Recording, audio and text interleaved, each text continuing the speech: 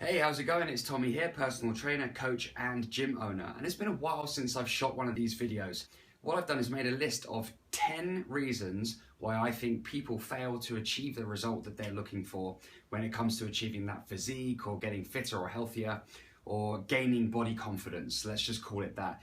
Getting in shape is about feeling better. It's about knowing that you look good, so therefore you feel good. That increases your confidence, which then has a domino effect on the rest of your life, your relationships, your career, and of course your health. So the 10 most common reasons why people fail are stress. Stress is a major reason why people fail to achieve that physical change. When we have a lot of stresses in life through work and through our relationships and other commitments that we might have, it becomes difficult to create that space in order to dedicate that time to yourself and do what you need to do to get the result. And also, training itself is a form of stress. So having too much stress in your life can have a adverse effect on your results, and you can end up getting stuck in a rut. There are two key points and main reasons why people fail to achieve the body that they're looking for and the results they want in their health and fitness. And these two I'm going to share with you right at the end, points 9 and 10. And I think you'll be surprised at the nature of these points and where they come from.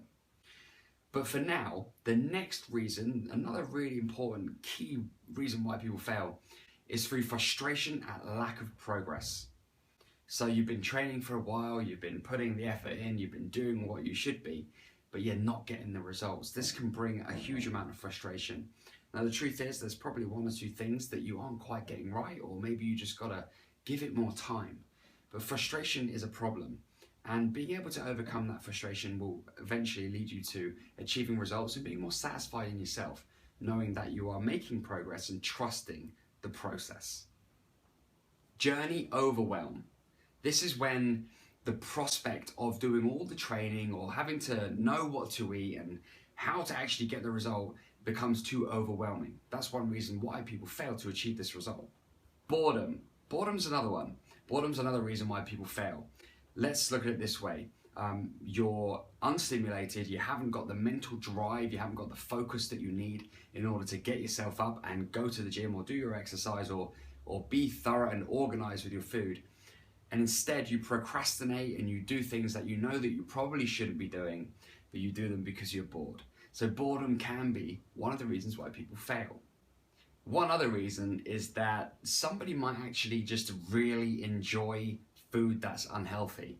Now, this is something I'm going to talk about a little bit in this video today. But it's okay, I think, to enjoy unhealthy food as long as you manage it in the right way and as long as it doesn't become a frequent occurrence, because that's when it will hold you back. So it's having the right rules and the right relationship with that food. And I'm going to teach you all about that today in this video. Another reason why people fail to achieve this healthy feeling or fit look that they strive for is that they just don't have time. I get this one all the time. People are telling me that they haven't got time to train. People are telling me that they haven't got the time to commit to something like this in terms of the amount of training that they need to do. Well, we all have an equal amount of time. It's just how we spend that time that differs between you and I and the next person. And ultimately, we have got our commitments that we must adhere to, but there are things that we can do in our lives to make sure that our priorities shift in order to gain more time to spend on ourselves, to do our training, and make sure that we're eating correctly and thinking about things in the right way. So having no time is, of course, a challenge, but it can also be a reason why people fail in this domain. The next point here is lack of knowledge. Sometimes you just don't know the stuff you need to know. And there is so much to learn. It's an ongoing experience. It's an ongoing process when it comes to knowing how to eat well and what exercises are best for you. But here's the thing, finding the right things at the right time is important. And I'm hoping that some of the information I share with you in this video will come at the right time for you so that you can start to make practical, positive changes that will hold a lot of impact for you in your life. Another reason why people fail with health and fitness is cost. You know, it does cost money, but I always think about it this way. If you were to look at what you spent your money on, there are probably things that you could substitute in order to spend that money on your well-being. We're talking about your health here. You know, you've only got one body. This is just one time thing for me and you as far as we know it. Okay, look after yourself and put that that high significance on investing money in your own health. This could be a gym membership, it could be doing a healthy food shop, it could be choosing a healthy meal over a quick fix that might be cheaper, or it could be investing in a training program of some kind. These are all things that can be done, and cost really, again, like time, is a challenge, but it shouldn't be the barrier that stops us, because there's always something you can do. In fact, I'm guessing you're watching this video through your phone, which you probably pay monthly for, or maybe on your computer that you paid a one-off fee for.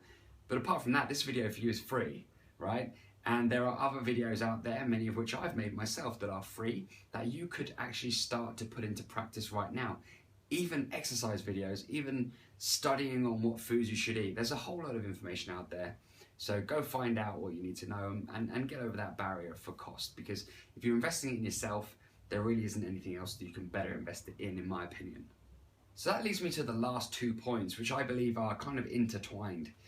And if you want my honest opinion, these 2 points are the biggest reason why people fail.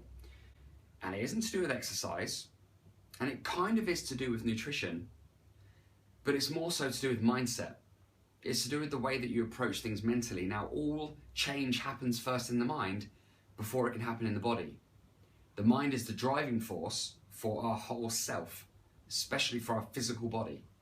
We have to think it first before it becomes real. So that exists even for eating bad food. The last 2 points are, people fail to achieve results through emotional eating. Emotional eating is like comfort eating. You've heard that phrase before perhaps. It's when things happen to you that are bad, or you feel under the weather, and so you turn to food as your comfort. And this is a form of emotional eating. This can happen in many ways, it's just a couple of examples, but ultimately when you're putting bad food into your mouth, the chances are you probably know it's bad. And when I say bad, I mean unhealthy. I mean it's gonna lay on to your stomach, it's gonna stop you from getting that confidence in your body that you're trying so hard to get. Those things happen through emotional triggers, emotional triggering. So emotional eating is part of it, but it's also that the food, the comfort food that you might be eating, is linked to false perceived happiness. So it might make you feel good, but that isn't the real happiness. The real happiness is when you look in the mirror, or you put on some clothes that you know you feel and look good in. That's the real happiness. You know, I always ask my clients, what's more real? Is it the taste you get from that food? Or is it standing there, looking and feeling amazing? Having body confidence? What's more real out of those two perceived pleasurable experiences? There's a trade-off there, right? Because if that food is giving you false perceived happiness, then you need to remind yourself of what that real happiness is. And that real happiness is that intrinsic confidence that you can't buy. You can't go out and buy that confidence in a jar or in a bottle. And even by wearing new clothes, it doesn't guarantee that you're going to feel and look good in those clothes, right? Because we can make ourselves feel better through material things, but ultimately that body confidence comes from way in here. It's right in here, it's deep. And it's something that I know that you'd like to have, because it's something that I'd like to have, and pretty much everybody I've ever spoken to in this realm would like to have, and my clients and members and friends and family. So I'm going to help you achieve that, because I think everyone should have it. So I can share the information with you on how you can achieve this kind of freedom towards your transformation, to unlock the doors in your mind to be able to overcome the emotional eating and that false sense of happiness. And all you got to do is follow the instructions on this post in order to get that next video. I look forward to helping you then. That's all for now. Take care. Bye bye.